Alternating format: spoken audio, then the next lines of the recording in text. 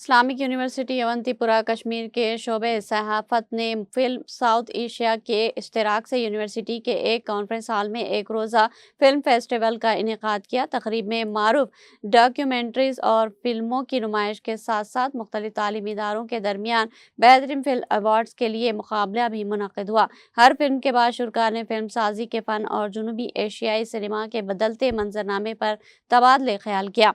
इस मौके पर डिपार्टमेंट ऑफ जर्नलिज्म के न्यूज़ मैगजीन टाइम्स के खुसूसी शुमारे की भी रस्म इजरा अंजाम दी गई।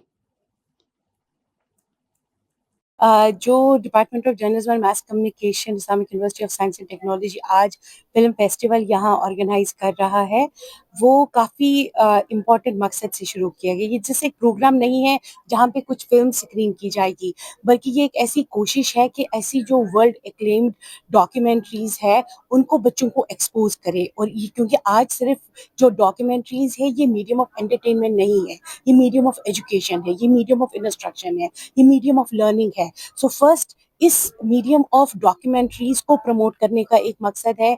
सेकंड, बच्चों को उन सारे आइडियाज, उन सारे कल्चर्स, उन सारे फिल्म्स को एक्सपोज करना जो वर्ल्ड वाइड हो रही है।